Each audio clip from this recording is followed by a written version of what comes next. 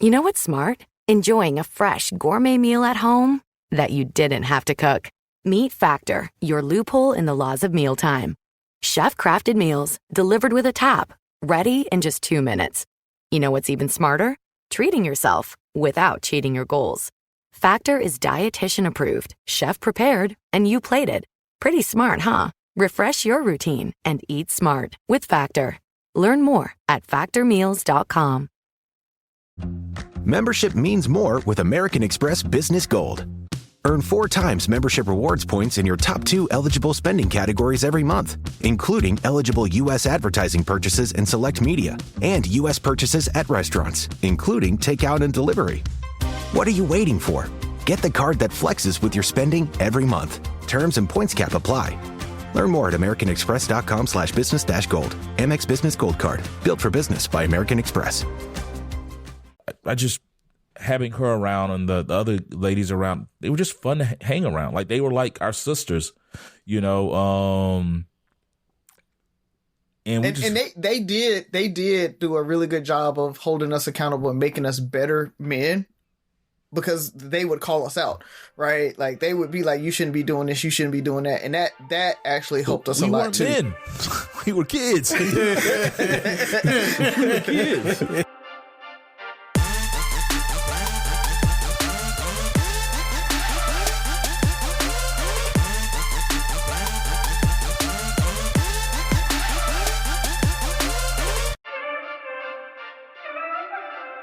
What up, what up, what up, what up? It's Three Brothers No Sense, your favorite barbershop style podcast. I am Tavares Ferguson, a.k.a. Ferg, joined with our co-host, Buff and Razi. Fellas, you know what to do.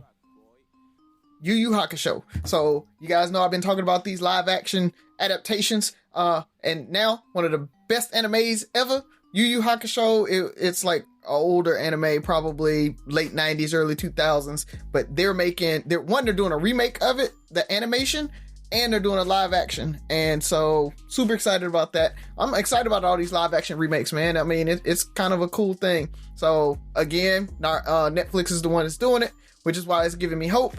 So, we got a little bit of good news on that. Bad news, flipping it. One of our favorite blaxploitation actors died this week, Richard Roundtree. So R.I.P. to Shaft. So if you guys don't know who he is, he's a bad mother. Very, very good actor. That's a bad mother. Shut your mouth. Yeah. So Shaft has passed away. So with that, and I'm just gonna let you guys know, protect Pam Grier at all costs, man. Because you know Pam Grier is she put on a little weight, but she's still very, very much smashable.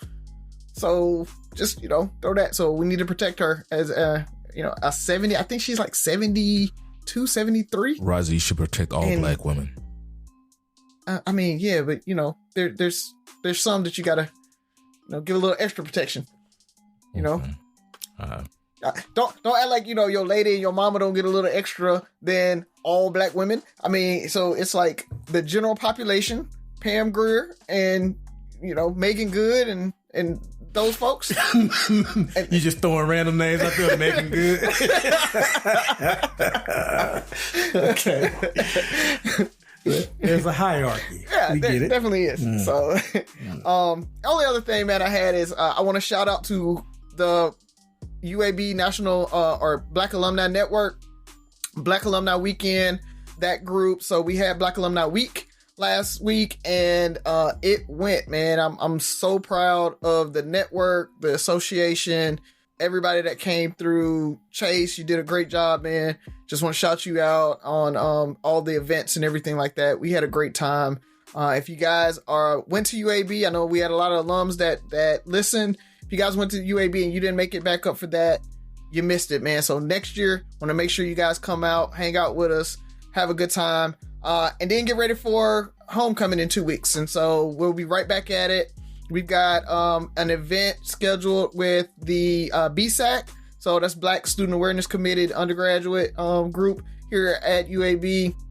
They're doing an event on Friday night. They're calling it Black Nick. Kind of a little take on Freak Nick. So we're going to be on campus with that. It's a little 2000. I hate that the throwback parties now are our generation. That makes me feel a little old. I'm not even gonna lie about that, but 90s and 2000 parties are the thing now. So I'm just going into my closet and grabbing stuff and be like, yep, this looks about right. And I'm going out to the party. So we'll be out doing that. And then Saturday, we're doing a big old tailgate with the NPHC for the game. So you guys come out, hang out with us on the 3rd and the 4th, and just let's have some fun for homecoming. But good job on Black Alumni Week, man. Very cool. So my Apple TV free trial ends in December. So I need everybody who has suggestions on shows to please let me know. I've already watched Hijack with Idris Elba. Pretty good for a series to be based on a hijacking. It made 8 episodes out of it, so it was pretty cool. And my other show, The Morning Show, is back, which I like, with Jennifer Aniston and that other girl. I can't think. Oh, Reese Witherspoon. So that's pretty good. I love how they deal with very nuanced topics. Like the last time I spoke about this show, I told you how they talk about, in a very smart, both sides, nuanced way, about the Me Too movement. And this year they're dealing with racism and the fallout from COVID and things like that. So it's pretty cool. So check that out. I think that's all I got. You watched Swagger, right? So that was on Apple TV Plus. Yes. Swagger's on there. I watched that. Yep.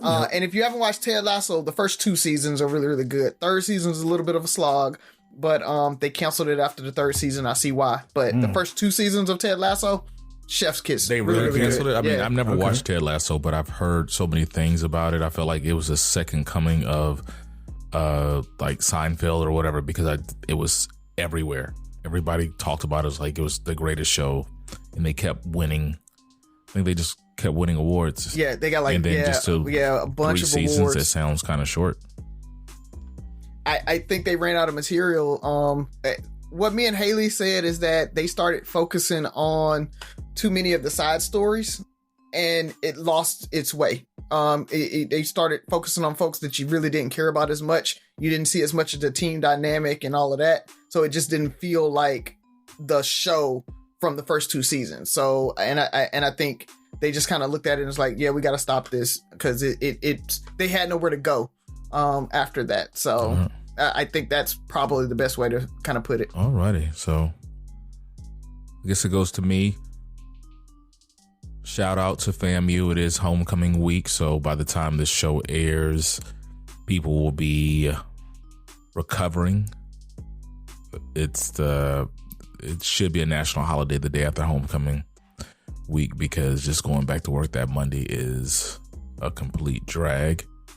So to all the people that are there for homecoming, I am so jealous right now. Wish I could be there enjoying, but hey, I'll see you next year. But once again, last weekend owed me nothing. The FAMU TSU game was awesome. My daughter has emotionally committed to FAM, which is so awesome. Razi, as our only single guy, I mean, this has been a great week for you. I mean, you got all kind of, new updates and insight into the Black female mind, and now you know.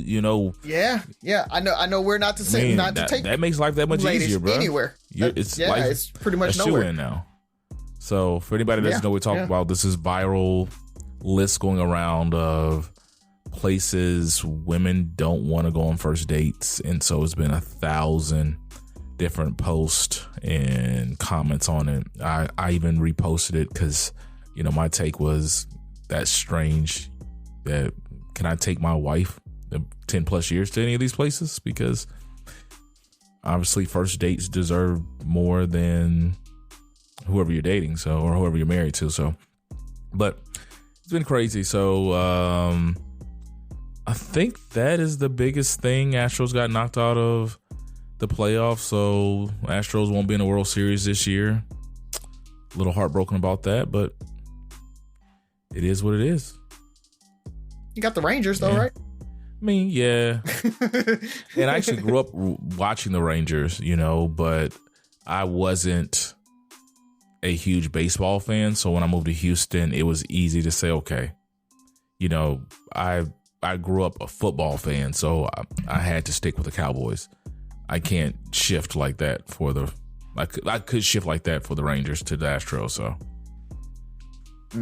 Job well done to Dusty Baker. I'm not a big baseball fan, but I remember rooting for the San Francisco Giants when Barry Bonds was there and he was the manager. They came close and lost. I believe he was the general manager for the Chicago Cubs when old boy messed up that home run. Oh yeah. And I believe he was the manager then for them. So he came close a lot and finally broke through with the Astros. So I believe he's called it a career. So congratulations to him and wish you the best on the second half of your journey in this thing we call life, Dusty Baker. Yep. All right. Well, let's go ahead and jump into the show then.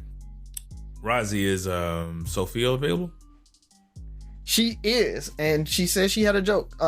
So hold on one second. Let's see. My dad works in B2B marketing. He came by my school for career day and said he was a big ROAS man. Then he told everyone how much he loved calculating his return on ad spend. My friends still laugh at me to this day. Not everyone gets B2B, but with LinkedIn, you'll be able to reach people who do. Get a $100 credit on your next ad campaign. Go to linkedin.com/results to claim your credit. That's linkedin.com/results. Terms and conditions apply. LinkedIn, the place to be, to be. Clorox Sentiva smells like lavender. Cleans like Clorox.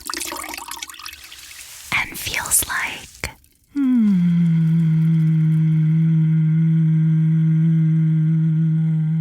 All right, that could go on for a while. Experience the long-lasting freshness of Clorox Sentiva. Now available in Clorox Sentiva Lavender Scented Bleach. Use as directed. Hello. Greetings, young Sophia. Hello. How goes it? Greetings. It goes very well. Your braids look nice. Thank I you. can hear them from here. I've had them in for way too long. I can hear them from here now. All right, I heard you have a joke for us. Yes, I always have a joke for you guys. Yes, you do.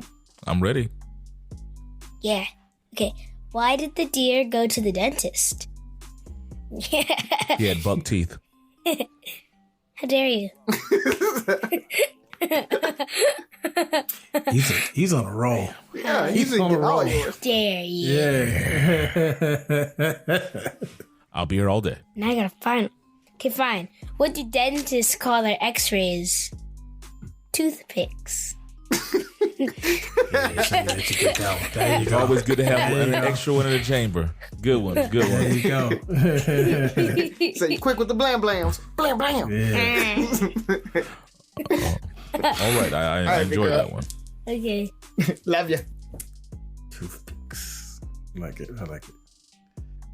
All righty. Well, welcome back to Three Brothers No Sense, your favorite barbershop style podcast.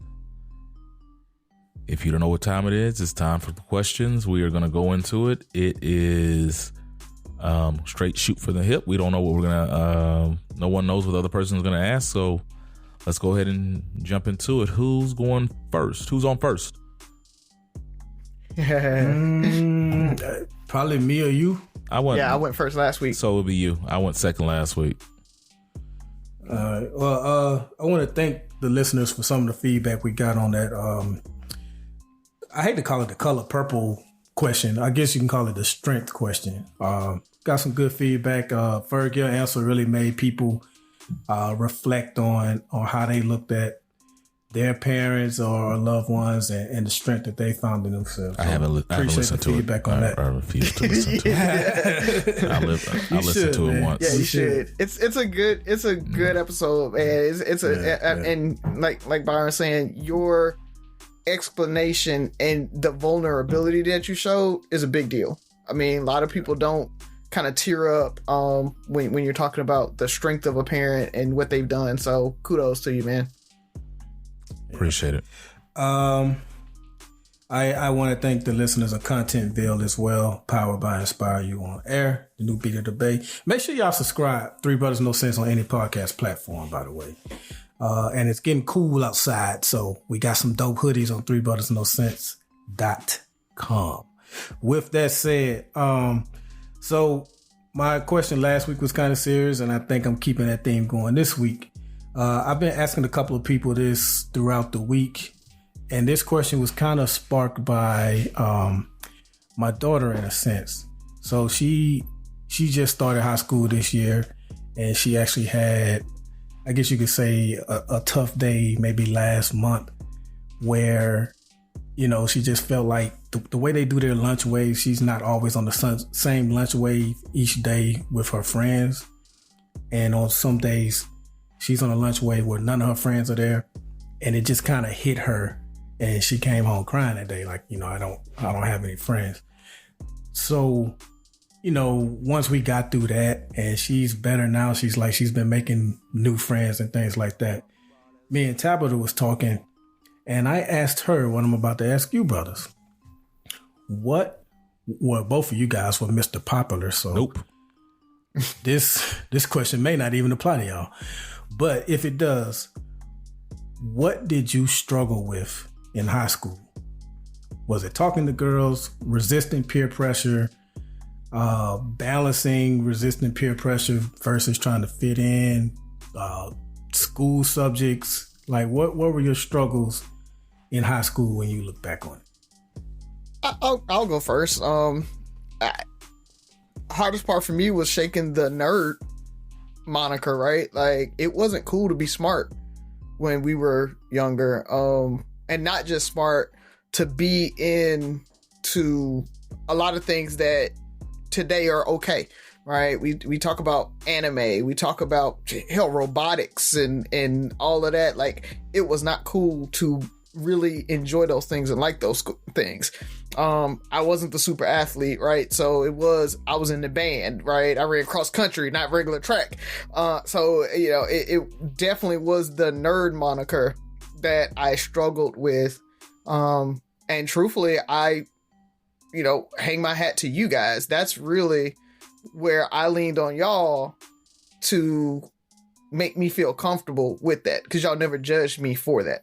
Right? Y'all were just like, that's just Razi. And we just kept rolling. And we still hung out and joked and laughed. And I wasn't relegated to the nerd group. And we know there was a nerd group, right? That there was those kids that you were like, those are the weird kids over there. And I the funny part about it is I could have fit in with the weird kids, and it would have been just fine with me. But so I think that was the biggest one for me is just feeling comfortable being able to move in those different circles, and you guys showed me that I didn't have to code switch to be able to move in those circles. I was able to be myself and still hang out and have fun and enjoy life, and I think that's what a lot of kids run into is feeling comfortable in their own skin enough that they can be themselves and still make those different connections with those different groups. Right. And being able to move between the groups. Whereas so many kids feel like, oh, I'm in this group and that's my only group. And that may be what Jazmine was kind of feeling, right? It's like she had her friends and they probably all interested in the same thing. And it's easy for them to kind of hang together.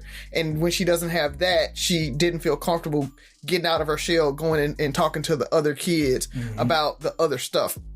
And so I feel her on what she's saying. And again, I mean, I appreciate you guys for kind of bringing me in the circle, right?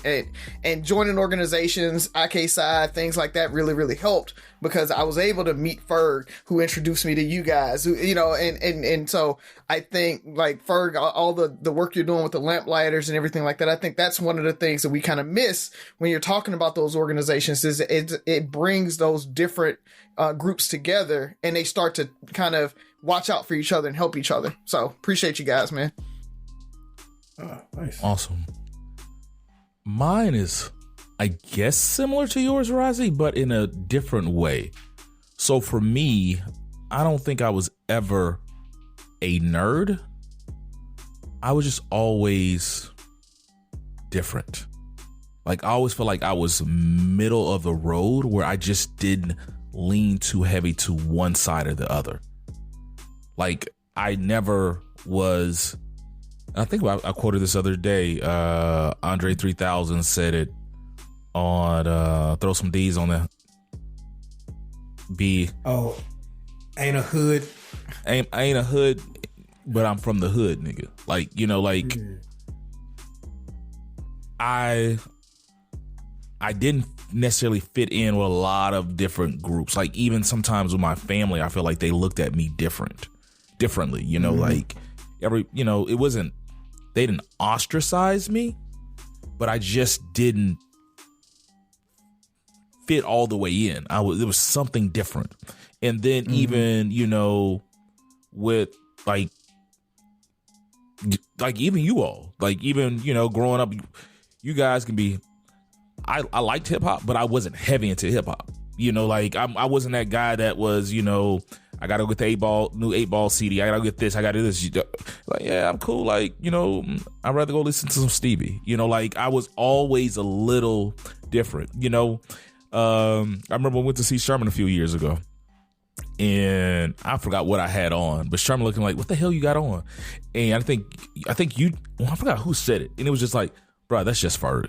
You know, like, you know, Ferg is just different. Like people have allowed me to fit in, but I fit in well enough that it's not almost like a secondary character, if that makes sense, where like the characteristics aren't as strong in a group where I can mesh and move. That is not like it's Ferg and them. It's like, you know, if your name, let's say back in the day, they named SWAT, they might name 5 people. They might name me, but it's gonna be like, oh yeah, Sherman, Buff, and Ferg. You know, it's not like I'm not the first person anybody ever thought about for a lot of things. And even today, it's like I feel like I'm kind of always in the middle. I'm always trying to find my way. Not that I'm seeking, but like I say this a lot. Like for some reason, I feel like I'm so normal that I'm abnormal. Like the things that I just feel are normal make me abnormal because the average person doesn't think like that or move like that or, you know, have those same thoughts. And it's like, aren't these just kind of normal thoughts? You know, like when the average person challenged this or something like that. So high school was very unique for me. Like, cause I was smart, but like I wasn't, you know, top of the class smart. You know, so I'm not, you know, that's how I missed out on scholarships, you know, but also wasn't applying myself and doing certain things, you know. So I think the hardest thing, when I look at the hardest thing for me was kind of I felt like I had to create my own path. And so I didn't have a lot of guidance. And so when I was trying to figure out who is Ferg, and eventually I just became, you know, I used to tell people embrace your inner Ferg, which basically meant like just be you, like whatever it is, you know, just be you. Like you don't have to fit in. I guess, you know, I guess that's high school in a nutshell, you know. Yeah. It's kind of like what Razi said. I feel like I was just blessed with a great group of friends, and that, don't get me wrong, I definitely did things that I shouldn't have been doing in high school, but it would be because I wanted to. I never felt peer pressure from any of you guys to do something that I didn't really want to do. And it was nothing like what you see on TV shows and movies. Like, come on, man. You need like if you were doing something I didn't want to do, may offer it one time. If not, cool, more for me. That was kind of the attitude. But I just feel like you guys were a great group of friends to where I didn't really have any serious major challenges. If I had to pick high school challenges, one, it would be trying to be a mature man to a girlfriend in high school. Yeah.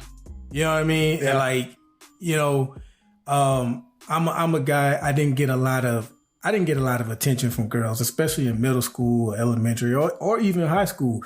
And the few times I did, I probably would pay that attention more than I should have in having a girlfriend in high school. And so just my challenge was trying to be a better boyfriend, which is what you expect out of a grown man, a faithful grown husband, trying to be that at age 15. And that struggle with that now.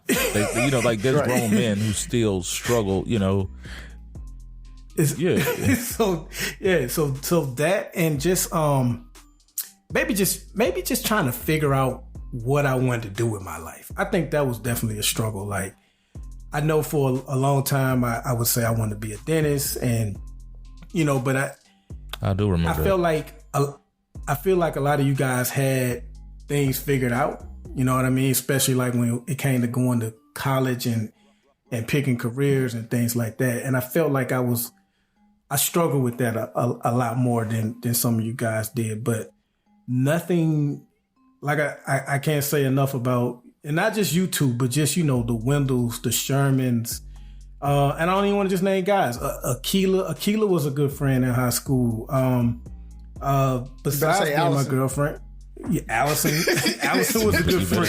You better say it. But she's just not my high school, like through church and middle school. So, you know what I mean? But yeah, you're right. And Tabitha wasn't just my girlfriend. She was like a good friend as well at times. So any struggles that I did have, I could lean on you guys. Like, when I consider you guys family, it's for a reason. I've been leaning on you guys, hanging with you guys, getting advice from you all, since before I could drive. Yeah.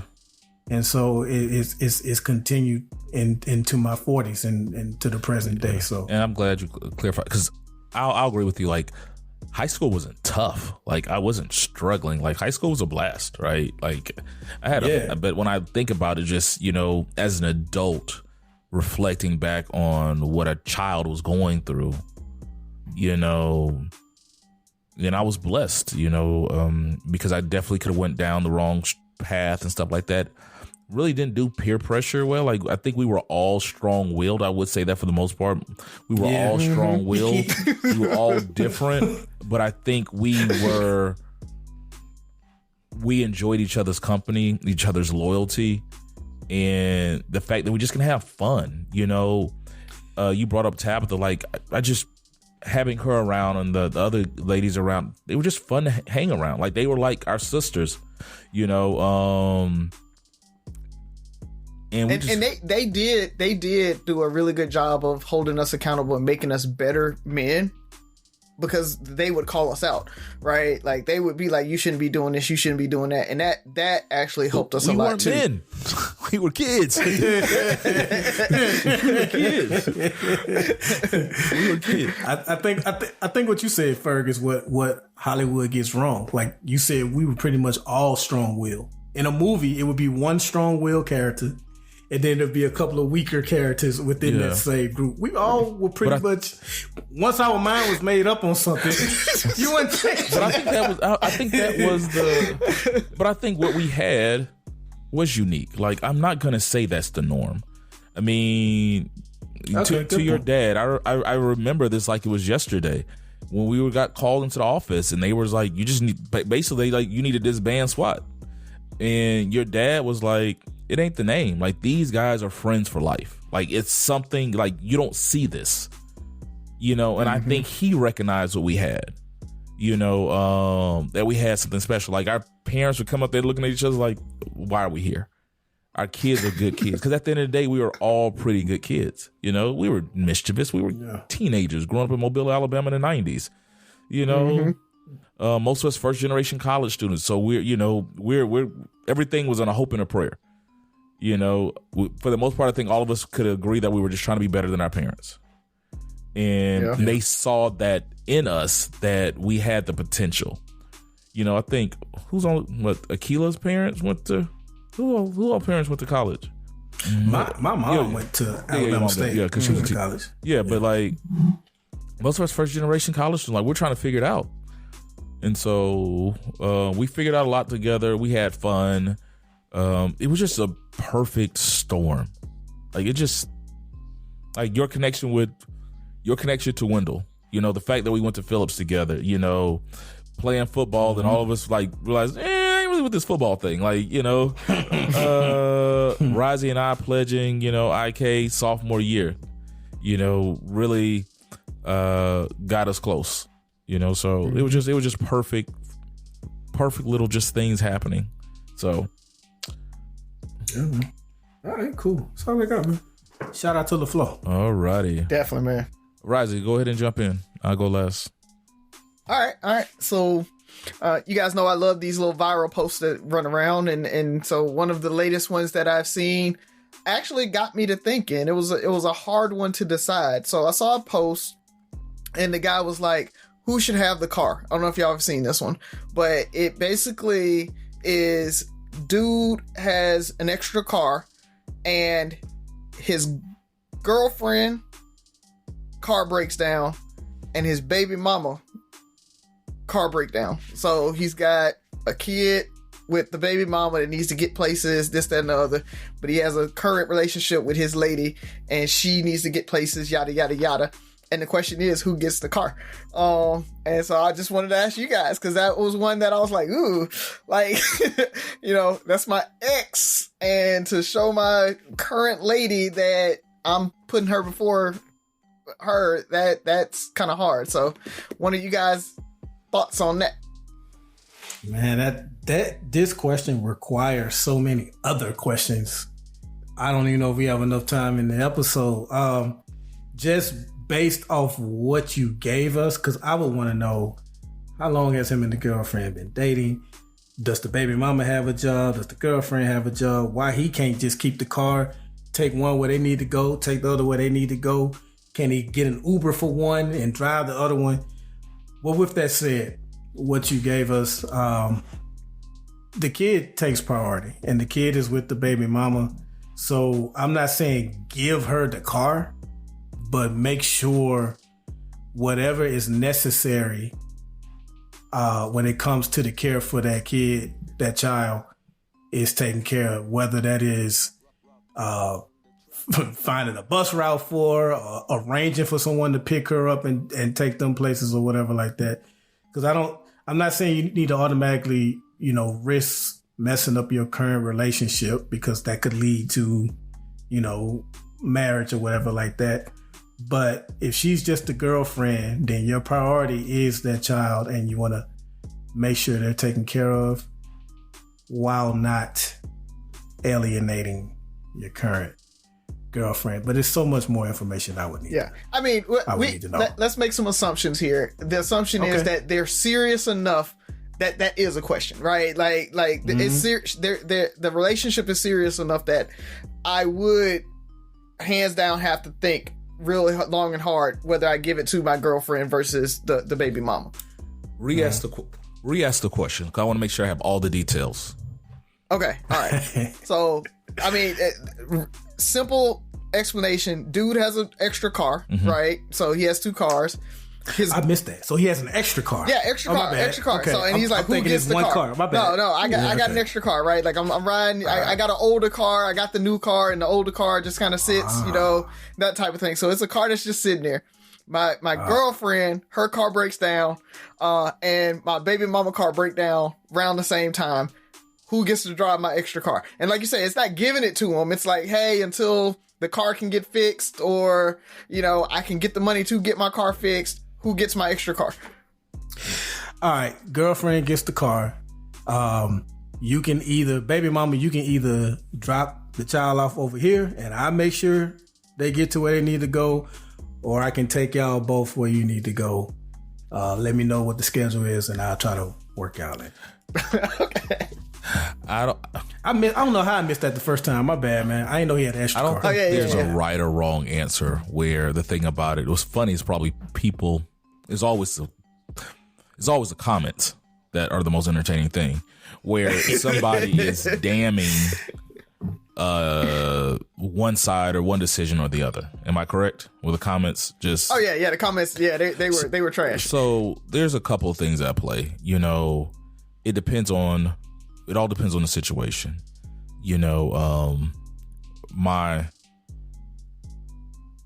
If I'm dating someone and they should know my child, they should know the situation. There should be a understanding of, as me as a father, of my duty as a man to my child, right? And so it would be, hey, X, when are you going to get the car fixed? I need details. Like, well, I get today's, I can't fix it. I get paid on the 1st, but I won't be able to fix it with this paycheck. It'll probably be on the 15th. Okay. I got you until the 15th. Right? I got you to the 15th because I'm going to try to help you with this car. Babe, what do we need to do to get your car fixed? Depending on how much it is, because the thing about it, you're trying to help both. If the ex is $200 to get her car fixed and the current girlfriend has a $2,000 fix, look, you just drive this car. I'm gonna help you get this $200. Like, are there other ways I can help? But for my girlfriend, it's like, hey, we'll figure it out. Especially if you're staying, just come stay with me. We'll make this happen. If you need to go someplace, if you really need to go someplace, you can take my car and I'll catch an Uber or whatever. Like, I'll make it happen. But at the same time, I hate to say it, they're both adults. What would you do if I wasn't here? The ex has car, and you got this extra car. The ex has a car. I mean, the ex doesn't. If I wasn't here and if I didn't have an extra car, what would you do? Right? This is just a convenience. So like, I'm not the bad guy here. Do you have the money to get your car fixed? Why don't either one of you have the money to get your car fixed? If it's, and it could be a quick 3-day fix, or, I got the money to get my car fixed, but it's going to take them 2 weeks to get the parts in. I'm willing to put myself on the back burner. Like I said, depending on how long she needs the car, it's like, hey, I can give you the car for 2 weeks. I'm gonna give you enough time to come up with another plan. Right? You're an adult. Come up with another plan.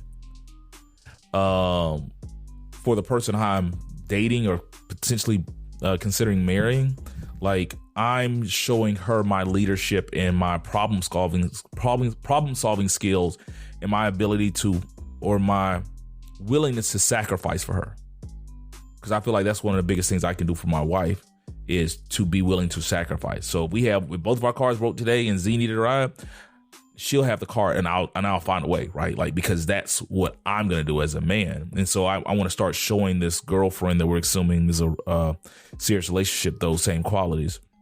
So the ex can get the car for a certain amount of period, certain amount of time. Like, hey, I need you to, you got 2 weeks, 2.5 weeks to come up with a plan. Babe, what do we need to do to get your car fixed? What's the timeline? Okay, well, that's not in either one of our budgets. Well, okay, take my car for the next 2 weeks. If you really need to go somewhere, or I'll drop you off at work. We'll make it happen, and I'll Uber if need be. We'll work this out together, because at this point, we're a team. So we got a car between us. She don't got nothing. Well, my baby don't got nothing.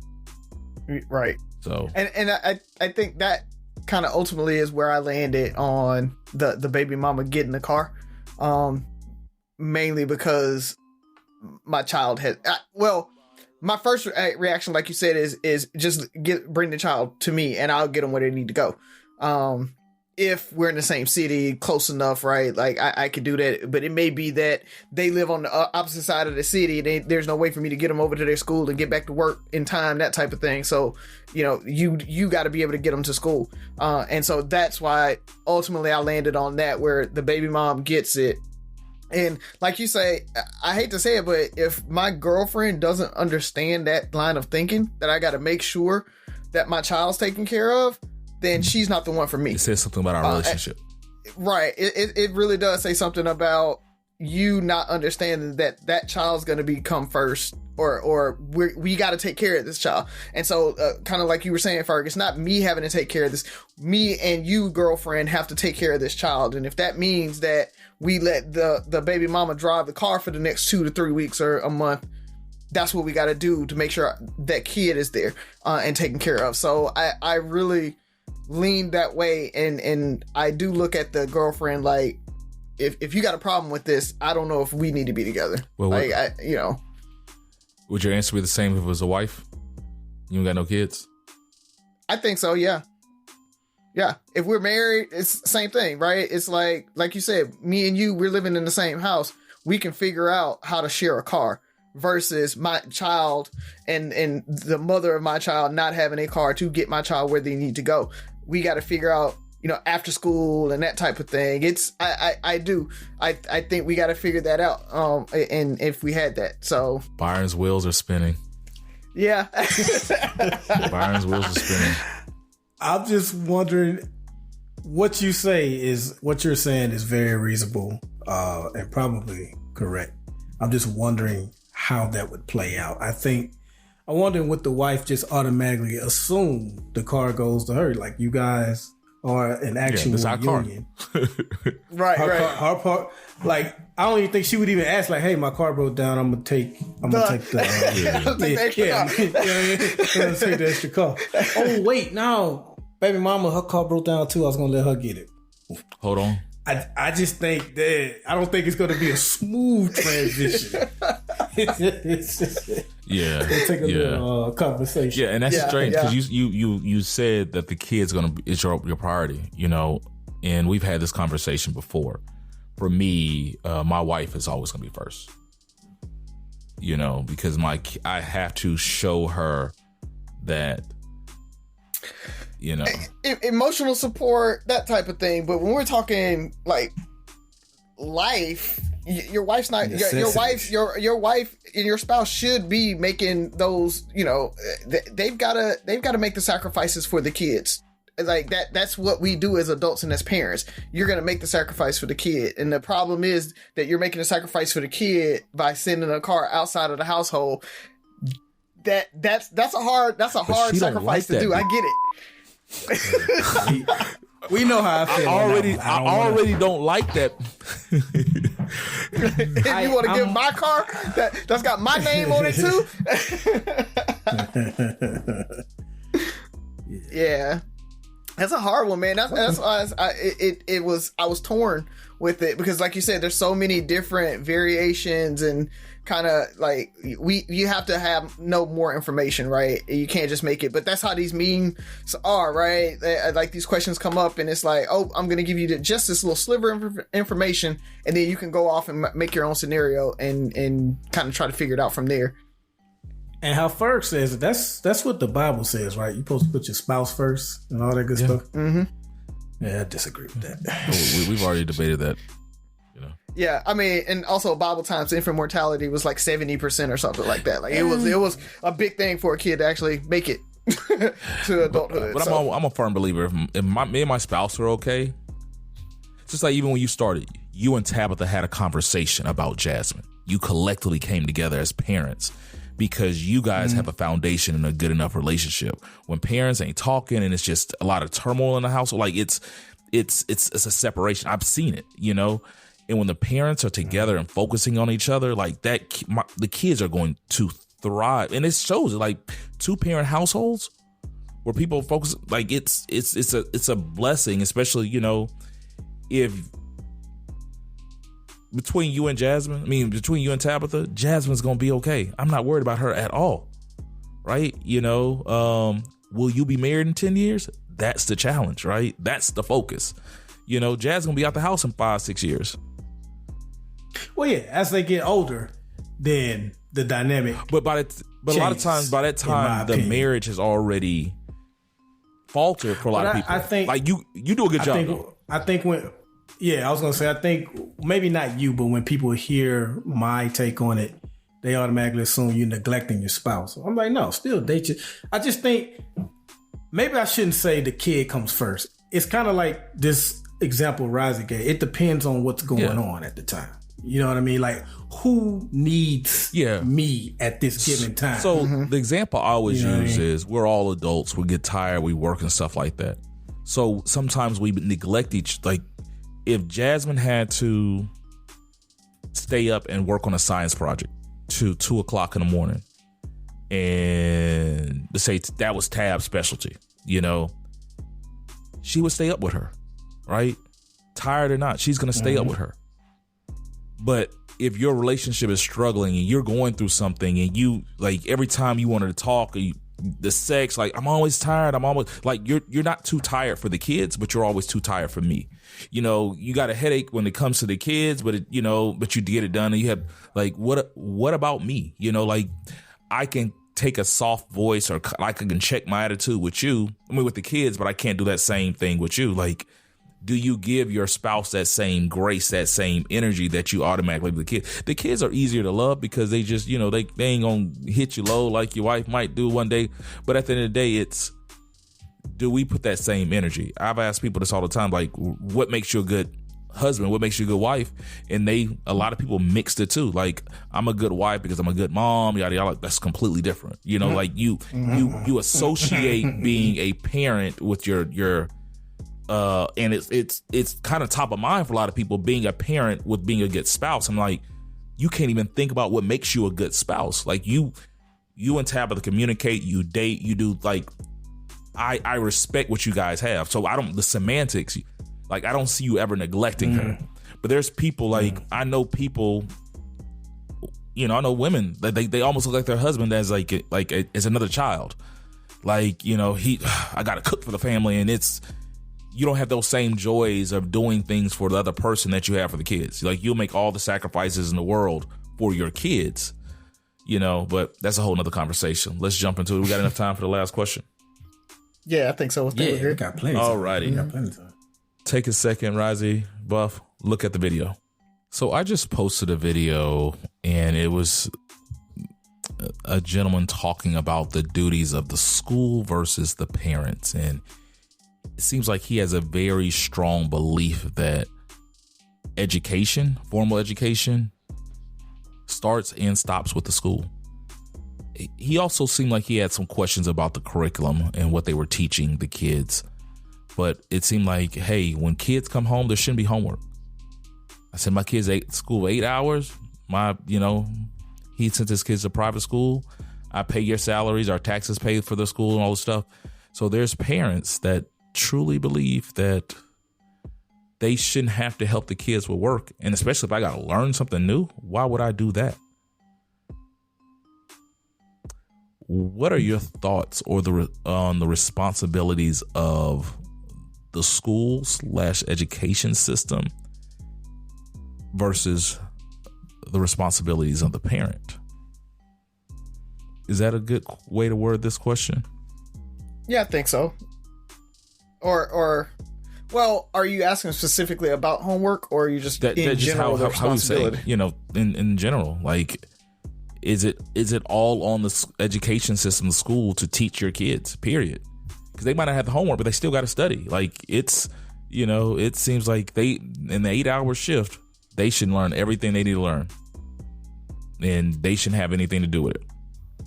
Anybody want to go first? You want to go first? I can appreciate his unorthodox way of thinking, but I'm going to have to, and it was very passionate too, how he did it, but I'm going to have to disagree with him for a couple of reasons.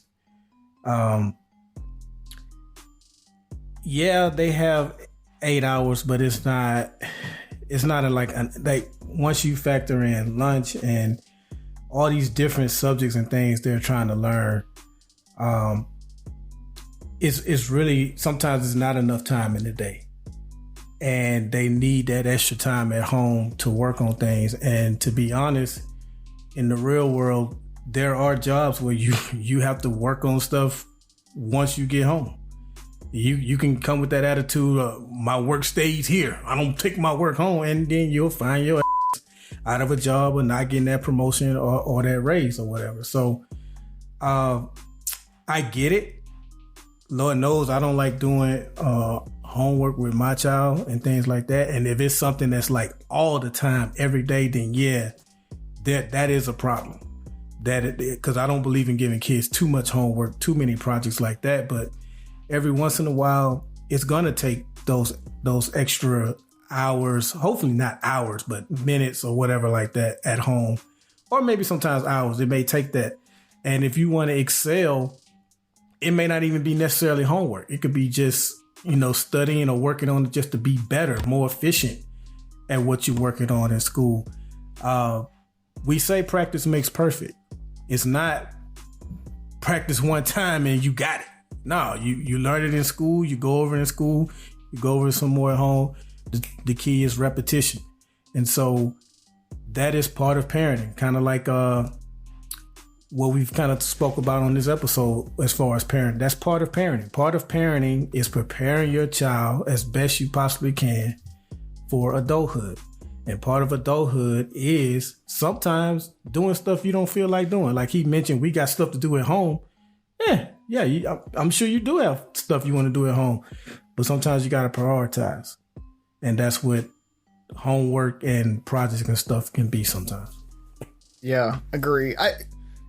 Now we have to temper the homework, right? Like you say, if your child's taking 3, 4, 5, 6 hours a night on homework, there is an issue there. Because now it's a part-time job. Right. Now, but an hour and a half a day is not too much to ask, right? For those children. Because what it does is it reiterates what they learned that day, make sure they understand the material, they're doing it themselves or with a little bit of assistance from you, and then they can take it back to the teacher and the teacher can check, do they know it, do they understand it, what's problems with it, those types of things. So that's the other part about it is, the teacher doesn't have enough time to sit and give the children check on learnings and let them kind of work on it and then check behind them throughout the school day. And so you need that time for the child to be able to sit down, take as long as they need to try to get through it. And then the teacher can look at it the next day and say, okay, they got it or they don't, and that type of stuff.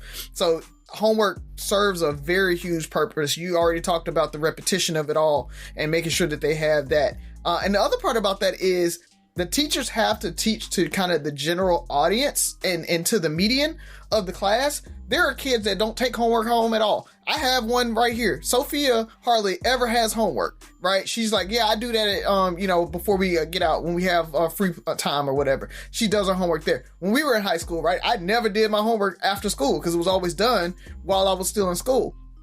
And then I have Ollie that we do have to sit down for 20, 30 minutes a night going over homework and that type of thing. So it just really depends on the child.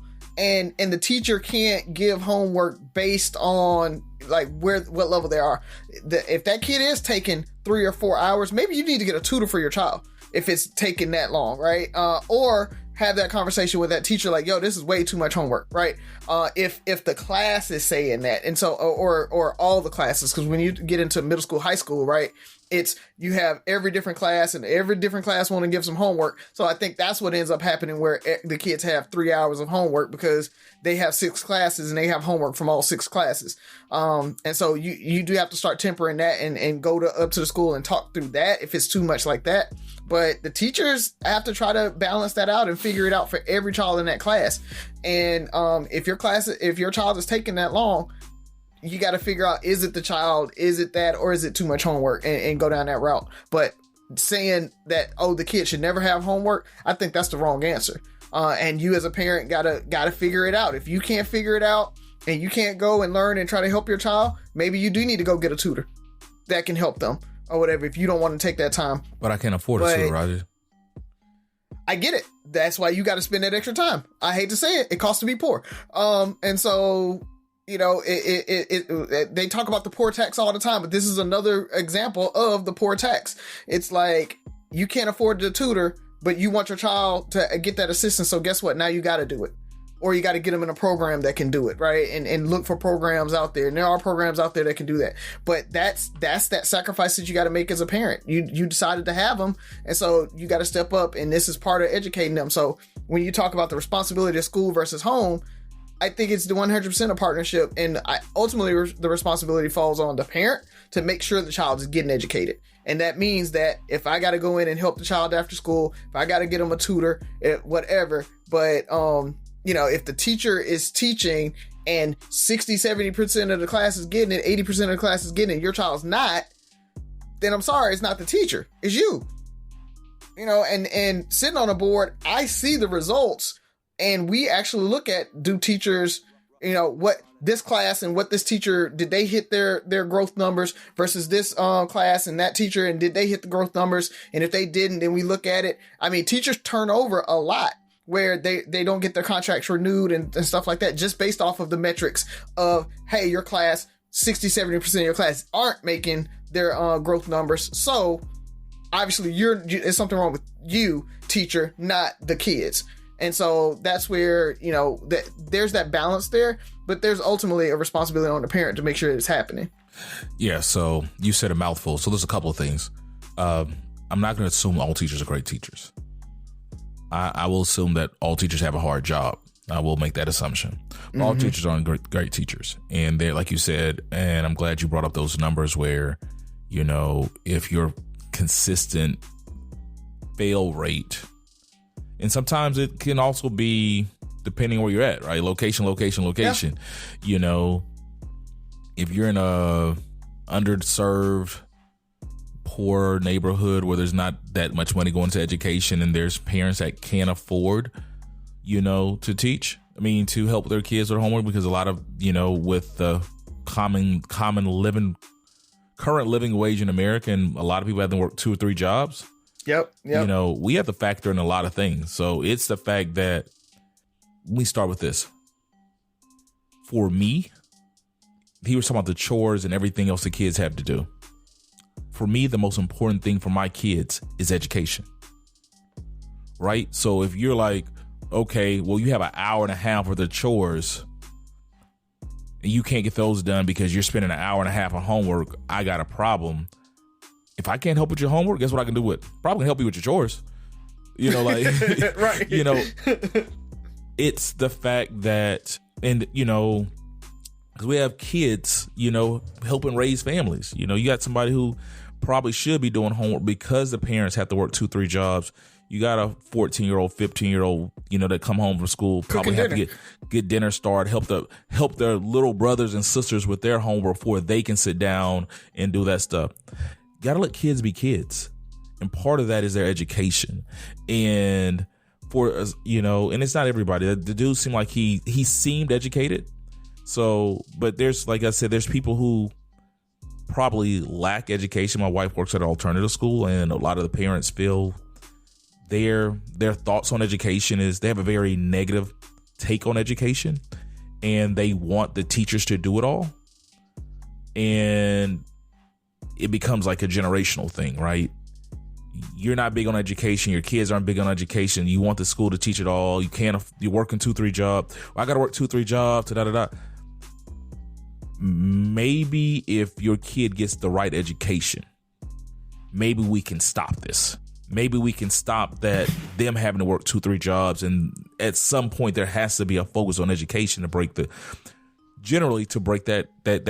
chain where now your kid gets a good education. They go off to college, because to me, all of it's prep. Like Sky's in the 3rd grade. She's 8 years old. Homework doesn't take that long if she has it, you know. By middle school, she's going to have more. By high school, she's going to have even more. But it's prepping you for college and everything else. It's going to just continue. It's going to continue to get harder.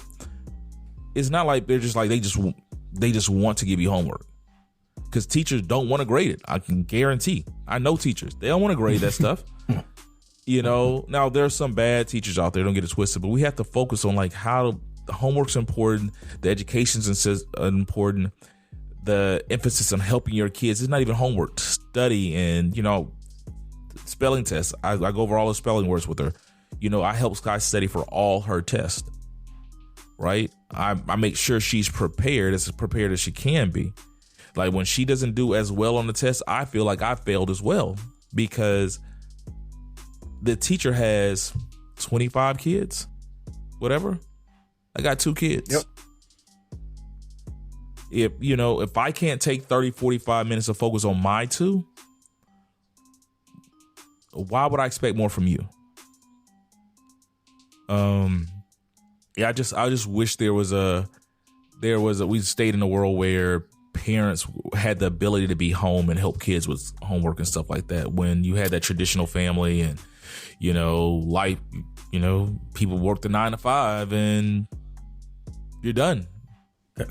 Mm-hmm. So you would have to speak to my daughter's school, but they have it to where they have almost like built-in homeroom sessions each day that's dedicated to doing homework. Because their goal is to try to not have that kid bring homework home. And that's one of the things I learned when I went to the orientation or whatever, parent day or whatever it was called. But if schools can do that, I think that would help a lot. And let's be honest, like Byron, I'm glad you brought that up. Because if we had that at John L. LaFleur circa 1997, what would you have done during that hour? I'm not gonna lie. I like doing my home. I didn't like having homework, so I definitely try to do my assignments before I go. Half the people, or take a nap. Exactly. Half the people don't take advantage of this stuff.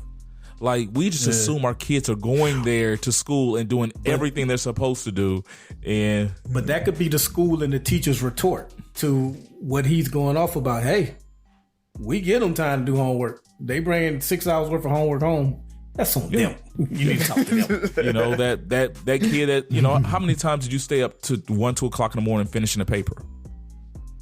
Ooh, rare. It had to be an important paper. You know, it had to be very I was a procrastinator. And I spent all this time. I feel like this is stupid. But you know what? You gave me an assignment a month ago. I waited till the week to go to Tomerville Library to get my books, put my notes together, get my flashcards, and put a paper together. Kid schedule. Yeah, it's kids do. We assume that the kids are always doing the right thing, and we're always going to take up for our kids. But at the same time, you got to look at like, are they utilizing the resources? Maybe if you don't want homework, you need to talk to your kid like, hey, you need to make sure that when they give you time to do it, that you do it. That you don't. I got your syllabus. You got a paper due, and you know the week before Thanksgiving. Where are we at on that paper? I haven't started yet. Why haven't you started yet? Like those are the things that you can help with as parents, and not to make sure that the kids are doing all the stuff. And sometimes, you know, there is a disconnect. There's probably more times when we want to admit that the school could do better. You know, so it is what it is. Yep. Get involved with your PTO, because that's a lot of what drives that. PTOs are the ones, and that is the parents' voice back to that school. So if you have that big concern, make sure you're talking to that in the PTO, and make sure the PTO is having that conversation with the principal, and they can drive a lot of that too. If as a group you guys are feeling like there's too much homework, that's your route to get to them. Yeah, I think about Coach Carter, where all those parents came and they're complaining about the wrong thing. You know, He's like, hey, I'm making your kids do homework and all this stuff. My kids on the basketball team to play basketball, you know, not to get a better education. Well, you know. So, all right, let's go ahead and close it on out. This episode is brought to you by State Farm.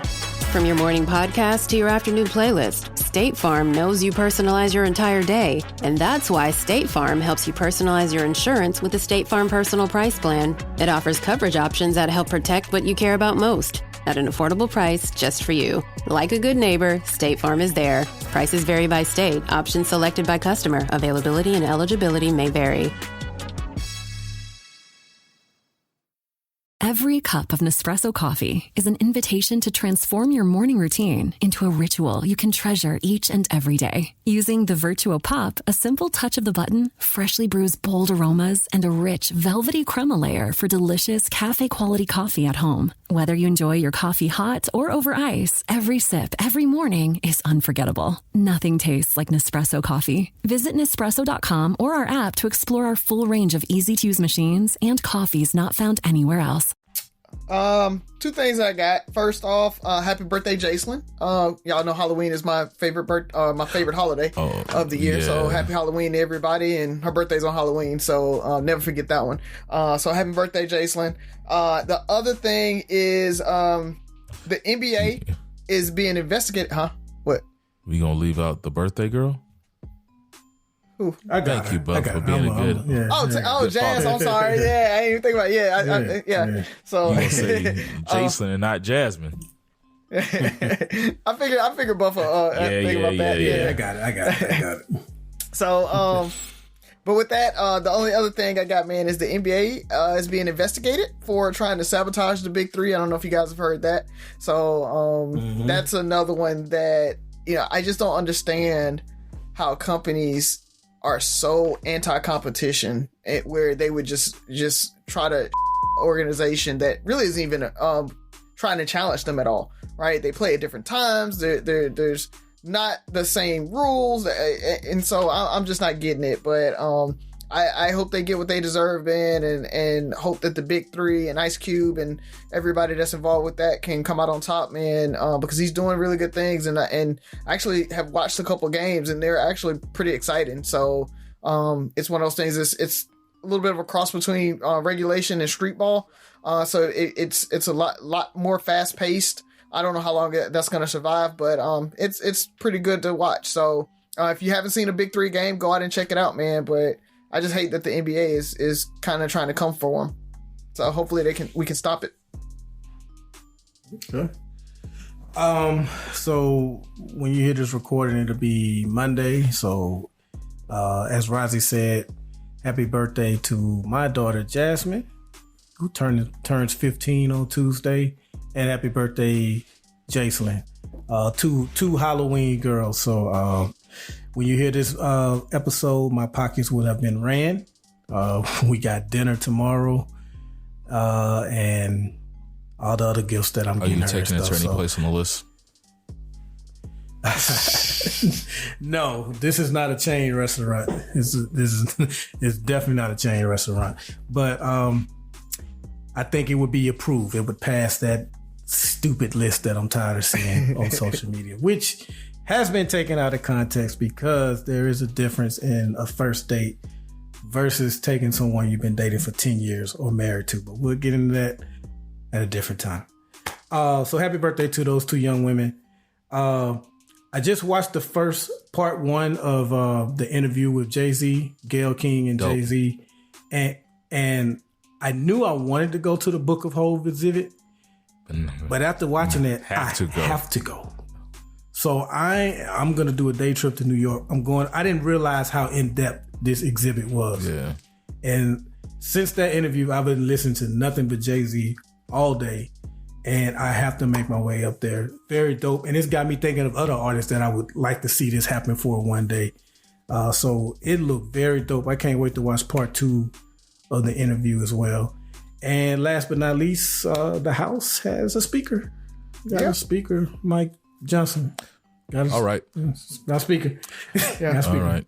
So I just want to say how frustrated I am that I've been to New York twice in the last month and haven't had a chance to go either time. So yeah, I'm you just didn't want to go. You big money, fly up there. Yeah, flies up there, Razi. You laughing, but I really did think about I really did think about doing it. Hey man, Razi, flies up there. Let me know what weekend you're doing it. Let me know what weekend you're doing it.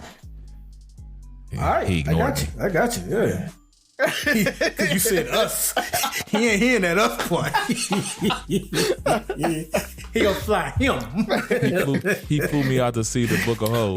What I might do though, truthfully, what I may do is I may fly to DC, maybe that Friday, and then if we want to take a day trip, and then I'll fly back from DC. So let me know. That's what I'm thinking. So let me know.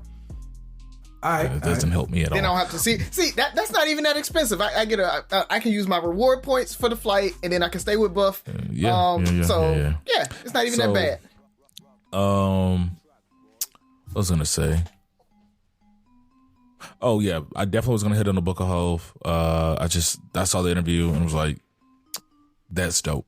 It just his presence and the questions is just like, I just gained more and more respect from him. Like he just seems like a, good guy. Goat. What else? Oh yeah, the GOAT. Agreed. I don't know if I have to come. I might have to wait then. I was gonna try Mambo sauce from McDonald's, but if I'm gonna come to DC, I might have to wait and get some real Mambo sauce. Is it worth it, Razi? I mean, Buff. I haven't had McDonald's Mambo sauce, but Mambo sauce in general is good. So you definitely should try it if you can find it. Because the coworkers I've been talking to haven't been able to find it. Just in regular restaurants, or are you talking about just in McDonald's? McDonald's. Oh, okay. Yeah. Okay. Yeah, you can get Mambo sauce anywhere. That's what I'm saying. I'm like, if I'm coming to DC for this Book of Hov, maybe I just need to wait. They may not be selling it in DC. Kind of think about it. So I said Mambo Sauce. That shout out once again to the Bruds Bookshelf. So that analysis they had, the conversation we had, made me go start listening to The Color Purple because I'm excited about them. The new release that comes out, I want to say Christmas. Yeah, yeah, it's in December. So I'm definitely going to that. But listening to the book as an adult, even in the first 10 minutes, like it's different. Like she wrote that book, bro. Like it's, if you go listen to it, you'll be like, wow. Like even just, we talked about her strength. There was a point where she was talking to Sophia and she was like, you can do what I can't do. And she was like, what was it? She's like, you can fight. I don't know how to fight, only know how to survive. And it's just like when you start thinking about how people are wired, and some people aren't just fighters. And yeah, so, and it's way worse. She had it way worse than I thought she did. Oh yeah, so. Yeah. If you watch the movie thinking that it was bad, the book is 10 times worse for what she went through. So yeah. So with that being said, 3 Brothers No Sense, 6 Rules of Podcast. Listen, like, share, subscribe, comment, and most importantly, listen again. Talk to you next week.